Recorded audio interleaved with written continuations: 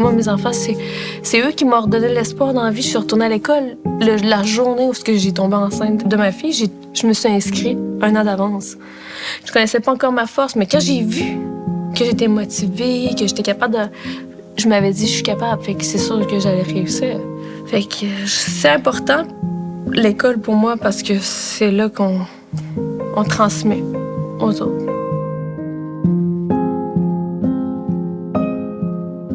Oui, moi, je m'appelle Cassandra Fournier-Vachon, Pechot, en Innu. Je suis intervenante, j'étudie en administration. Je fais un bac à l'UQAC, à Sept-Îles. On a des pavillons un peu partout, puis moi, je suis à Sept-Îles. Puis j'étudie aussi au HEC, à l'École de dirigeants des Premières Nations.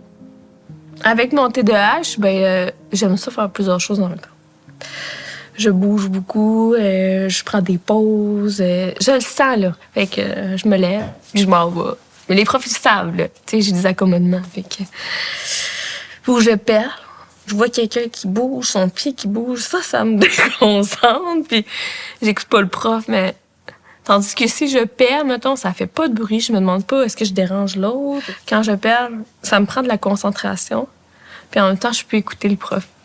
J'ai plus de temps pour réfléchir. Mettons, comme hier, j'avais un examen, puis... une chance, j'avais du temps de plus. Parce que je manquais d'inspiration, puis j'étais pas capable de me concentrer. Il fallait que je trouve pourquoi. Il fallait que je me concentre, tu sais.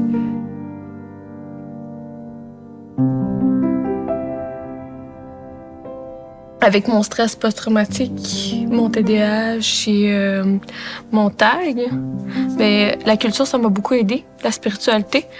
Parce que je me suis découvert que c'était en affrontant mes peurs que je réussissais à être une meilleure personne, à m'améliorer, parce qu'on change pas dans la vie, on évolue. Puis il y a ma grand-mère aussi, qui priait beaucoup.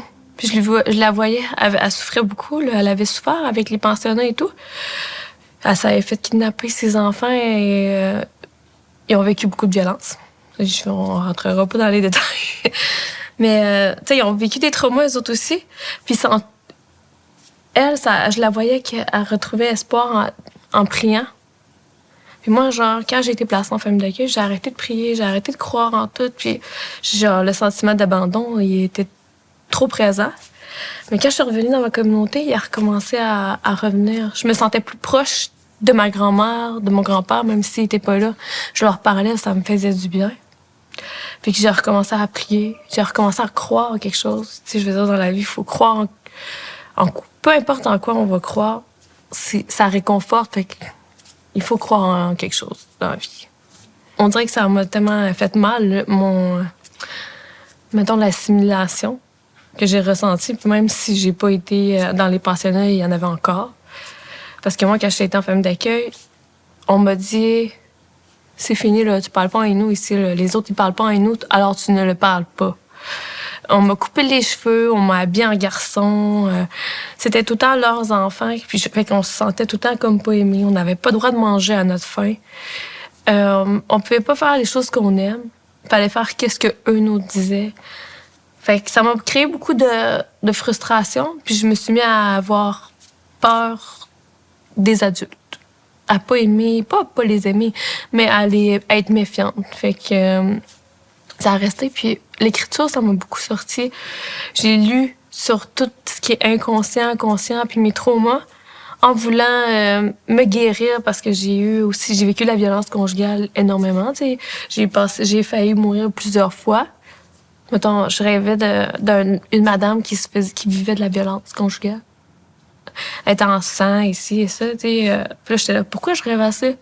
Puis là, il y avait ma mère, mettons, dans le rêve où il y avait quelqu'un de significatif. Puis là, finalement, je disais, c'est moi qui ai vécu ça, en vrai. Puis c'était toutes des choses que mon cerveau avait comme effacé, mon inconscient. Pourquoi? Parce que t'as pas besoin de te rappeler de ça t'a traumatisé. Et là, aujourd'hui, c'est comme si j'étais prête à pas affronter, mais à voir la vérité. Fait que mon cerveau me les montre un à un, puis je les écris. Puis à chaque fois que j'écris, là, tout de suite après, je tombe endormie. Récemment, j'avais eu mon diagnostic de TS, de trouble de stress post-traumatique. Puis ça m'a beaucoup aidée parce que, justement, dans mon cheminement, parce que j'ai été apprendre c'était quoi, genre, stress post-traumatique, c'était quoi un TDAH, qu'est-ce qui peut m'aider à avancer, tu sais, à la place de vivre dans la frustration de ça se peut pas que j'aie ça, l'anxiété généralisée surtout. Je le voyais chez les autres parce que je suis intervenante. Je le voyais chez les autres, mais quand c'était moi, là, c'était non, ça se peut pas. Puis là, quand je l'ai accepté, là, à partir de là, je pouvais comme tout accepter. Genre, tout ce qui est à propos de moi, là, mon introspection, genre, sur ce que les autres me disent, même si c'est négatif, genre, ça me fait du bien parce que je peux m'améliorer après, genre. Puis c'est vraiment ça que ça m'a fait. Je vais m'améliorer en ayant mes diagnostics, là. Toute ma famille, en fait. Parce que dans le fond, on a tous des diagnostics. Vu qu'on a tous grandi en famille d'accueil, on a tous vécu de la violence et tout, familiale, conjugale et tout. On a quasiment tous vécu ça. Puis, c'est ça qui nous amène à être une famille plus soudée aujourd'hui, puis plus conscient un envers l'autre. On se met à la place des autres. Mais ça a été du travail, là. On prend conscience que, genre, à quel point on s'aime, puis que c'est important, genre, la famille, puis que notre culture. C'est ça qui nous a rapprochés aussi. Puis des fois, on dit à ma mère, là, accepte, on t'a pardonné, ça fait longtemps. Est-ce que tu peux te pardonner toi aussi? Parce que on dirait que tu te sens tellement coupable de ce qu'on a vécu, de tout. Mais nous, on est dans l'acceptation, là. Le passé, il est en arrière. Tu peux-tu faire la même chose que tes enfants, s'il vous plaît?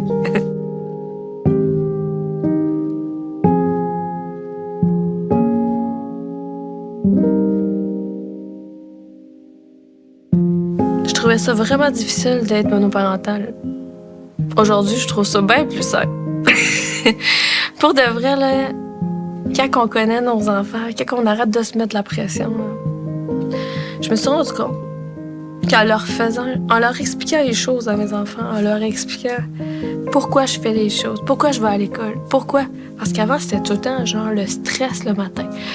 On arrive en retard partout, à la garderie, à l'école, puis moi aussi, puis on se mettait tellement de pression, genre, mais en vrai, là, dans la vie, il faut que tu fasses une chose à la fois. Ah ouais, maman, t'as un examen? Non, je veux rester avec toi. Hey. Maman va revenir tout de suite après. Je fais un examen sur telle affaire. Ils sont vraiment intéressés, ils m'écoutent, là. Je fais un examen sur ça, ça va m'apprendre telle chose. Puis là, ils sont comme, ah ouais, maman. Puis ils m'écoutent. Puis ils aiment ça, là. Ils sont full fiers de moi, là. Ils disent, maman, là, quand je vais être grande, là, je vais aller à l'école comme toi. Je suis genre, c'est ça. Mais il faut que tu fasses ce que t'aimes dans la vie. Là, il était genre, t'as raison, maman.